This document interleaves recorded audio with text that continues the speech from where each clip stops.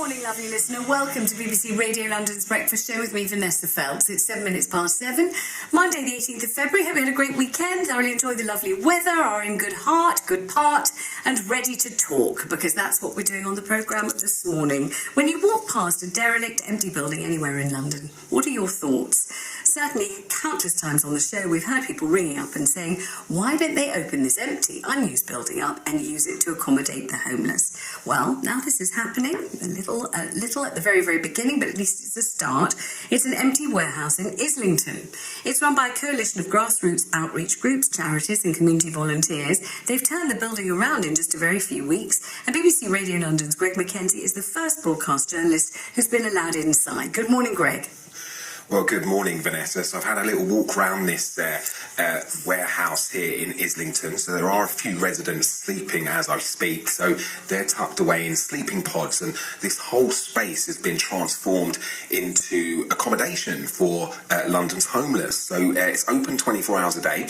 And it opened last Wednesday. And many have been coming here to shelter, obviously sleeping on the streets. And here it's kind of a community feel. So lots of people involved, lots of different charities. And with me now is John Glackin from Streets Kitchen and Sarah Hadley, who's project coordinator. So, John, pretty impressive. I remember last year I was only with you guys down at Sophia House on Great Portland Street. Here, residents, they can stay here for up to 3 months. Yeah, we have the building for up to 3 months at the moment. I mean, residents initially can stay for 28 days. I mean, we've got space in normal circumstances for up to 16 people. But once the severe weather kicks in, much like what it was in Sophia, we can put up to 50 people, which is the start of what we were talking about when we were last on the show, I presume. And John, it's empty buildings. I mean, this is a pilot scheme. If this is successful, then maybe you could look at other empty buildings and negotiating access to look after London's homeless. Absolutely. I mean, we all know how many empty buildings there are across London. I mean, if we could get those buildings put back into use overnight, we could end street homelessness. And thankfully, we've got a chance. You hopefully get talking to Mark who owns this building to actually prove that right. I mean, the group of people we've had around us are homelessness from the Pillion Trust, Housing Justice, the Quakers, the Outside Project, Refugee Community Kitchen, Groundswell. I mean, we've got a list that goes on and on and on. Street Vet for the animals, we're going to be animal friendly here. We have everything here, full wraparound service, much like we said we could provide earlier. But this time we have the peace of mind that we do have time to work with people and work with them properly. And thankfully we do have the support of the local councils. I mean, Islington Council have been really, really good with us. I mean, we've had outreach workers coming here. We've even got the DWP who are going to be coming here. So I mean, we've got a full service here. I'd say it's probably one of the best services being provided in London. Okay, all right, and lastly, Sarah, I'll just bring you in briefly. So what are the residents saying? What are the homeless people saying when they get here? Well, they're amazed when they come through the door. We've only got 5 at the moment because we only opened on Wednesday, but the 5 that are here are really happy.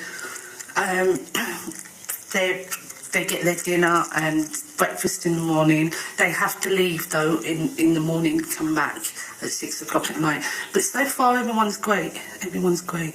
All right, well, I'm going to be spending the morning here, so I'm going to have a cup of tea and some breakfast shortly and have a chat with some of the residents, Vanessa. So back to you in the studio. Greg, thank you. And I'd like to know what they've done to change the building. How have they made it suitable for the homeless? What have they managed to put in?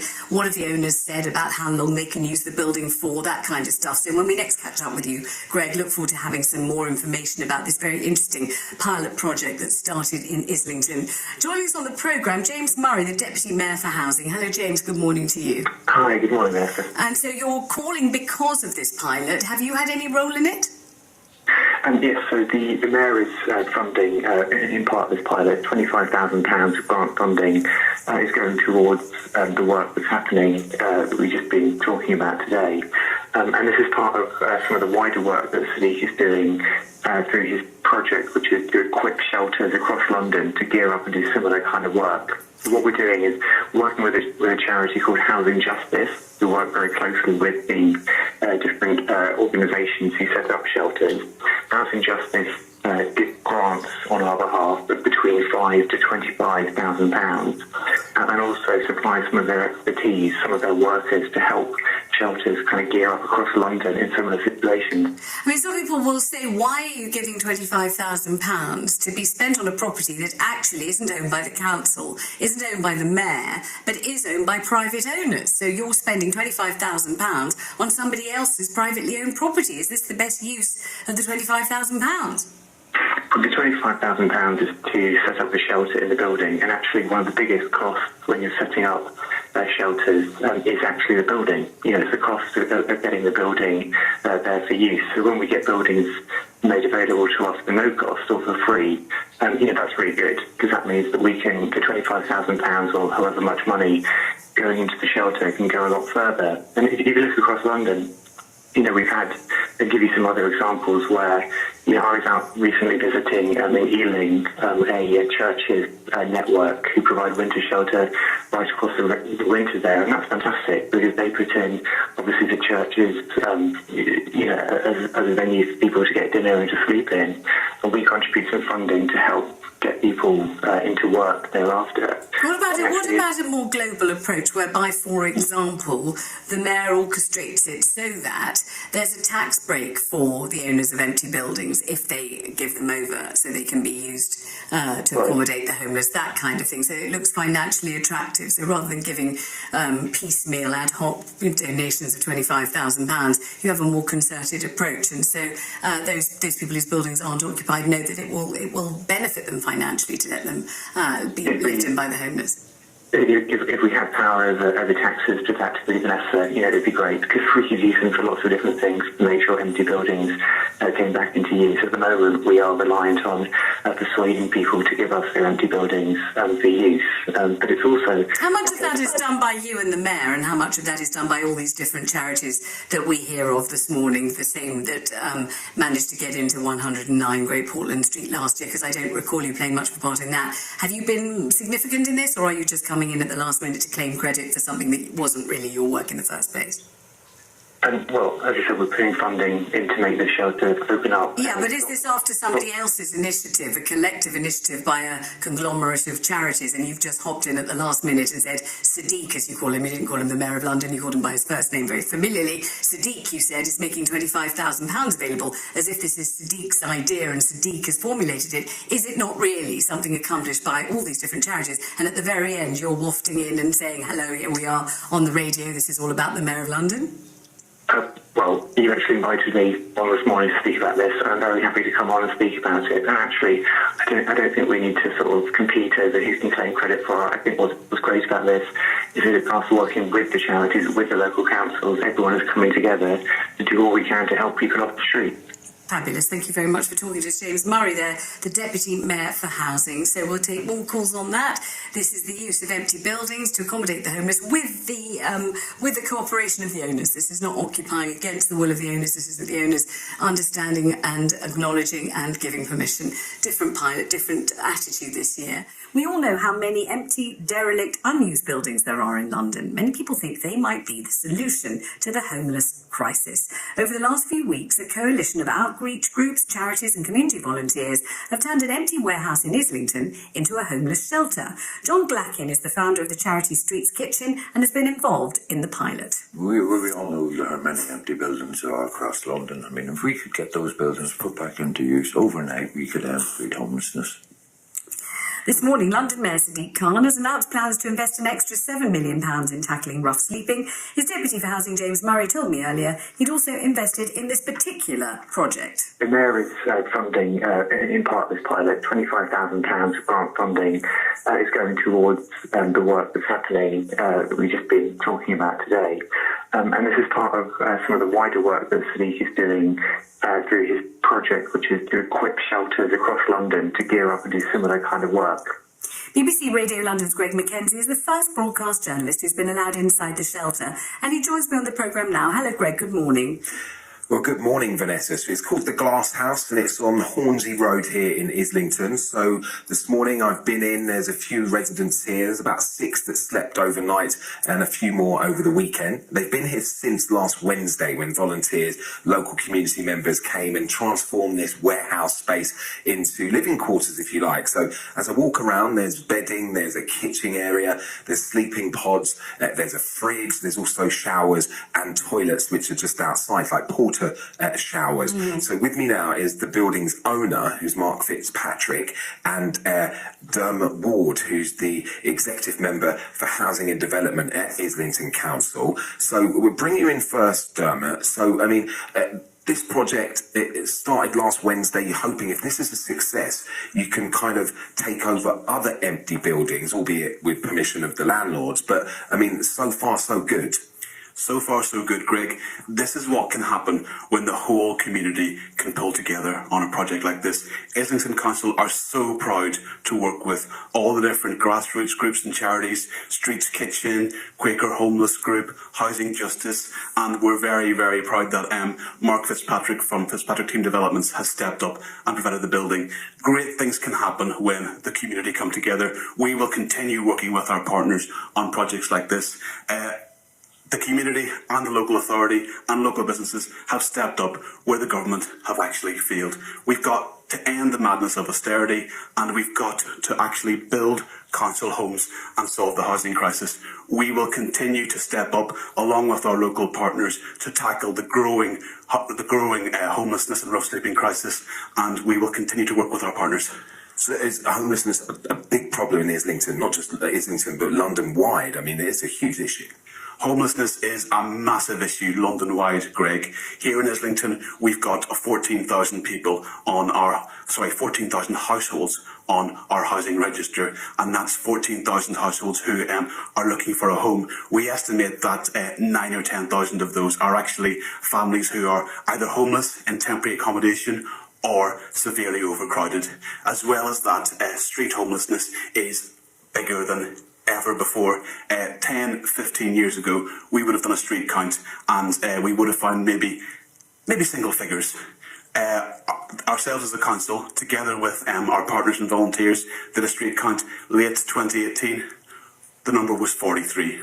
43 people sleeping rough on the streets of Islington. We as a council, our residents and our volunteer partners, that is unacceptable, and we've got to step up where the government has absolutely failed on this. We're doing our best. The government has cut 70% of Islington Council's core grant, but we will always step up. And it's locals that are stepping up, including you, Mark. So, Mark Fitzpatrick, you donated the building. I mean, why did you decide to do that? Good morning. I was approached by Housing Justice, Charlie O'Sullivan, who explained to me how this building could make a difference to the local people of Islington alongside the work he does with Streets Kitchen and the other organisations that have been mentioned. It touched me to think that there's so many people in Islington that could be helped by a space which is being underused, the building coming towards the end of its life. It's going to be vacant for 6 months or so, and if it can bring some normality to people that don't currently have it, then that's a good thing. And they've transformed it, Mark. So this space now, you know, there's beds there, there's a sofa area. I mean, there's pictures and different artwork going on. And they're trying to make it really homely. So, I mean, are you happy with the transformation? This place has got a great atmosphere. There's volunteers working all the time. It's got a real buzz to the place. People are really looking forward to enjoying doing a bit of painting here and bringing in fridges. And they're putting out requests on Twitter, and boxes of socks that turn up, and there's just everybody is really doing their bit, and it's really nice to see. It's a great atmosphere. And Vanessa, the volunteers were in here over the weekend, just putting final preparations to this space, and you know, locals were turning up with packages of food and turning up with clothing, and I mean, you've got lots of things here. So, do you think others should follow in your footsteps, Mark, and just step up, as Dermot mentioned, and give these buildings to those who need them, albeit for a couple of months? Yes, absolutely. There's no point having a building. The buildings are built to be used, not to be left vacant. And all right, there is times in the development cycle when buildings will not have a current use. And if there's a building without a current use, then why not use it for something positive?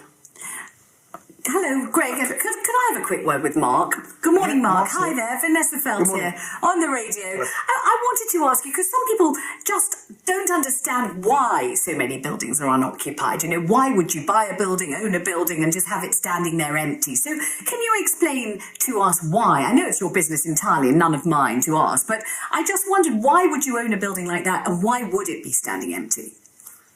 Well, there's a lot of planning goes into the development cycle of things where if you buy something, you go through the planning process, which is very rigorous in Islington. And over that period, there will be times where months there's nothing happening. Where if you're getting engineering works designed, that kind of thing will always have a void period in a building's life. Right. When are you hoping to get cracking on whatever it is you're hoping to do with the building? Well, we do have planning permission to convert it. We are keeping our options open on what we do at the moment. It's a great location for a building, but it's a bit tired. So it'll probably end up being knocked down, I'd expect, in 6 months or so. Oh, you'll end up knocking the building down, will you? I see. And then what are you planning to build instead? Well, we have planning permission for residential and commercial unit. I see. And so explain to people how come you don't lose a lot of money buying a building in such a desirable location in London and leaving it empty. Why doesn't that cost you money? It does cost money. It's not a case of us leaving it empty. We're not doing this on purpose. This is part of what happens when you're working through a development cycle. Like I've already said, there is periods where the building will be empty. Right, and so the mayor's made £25,000 available to, doll the place up and make it more suitable for the people who we hope are going to be sleeping in there for the next few months. But in 6 months' time or so, it's your right to knock the whole thing down, which you might do. Yeah, it's our building which we've donated free of charge to the charity. Sure. So that £25,000 I could have left it without anybody in it at all. No, I understand, absolutely. I'm not criticising it, I'm commending it, absolutely. It's just that people often don't understand the mechanics of it. They just think, why would you buy something as expensive as a London building and then leave it empty? And you've explained that you've had no intention of doing so, you have plans for it, you know what they are, you have to wait for it all to be kind of, stamped in triplicate by the council and that kind of thing until you get cracking on it, is that right? That's correct, yeah. All right, well, thank you so much, and thanks to everybody there, and let's hope that lots of people take you up on this offer to come and live there, because it sounds as if it's been put into a great state for people to spend their nights, although I know they get turfed out during the day and they have to come back again at 6 o'clock in the evening. All right, we'll be back with you, lovely listener, after the travel.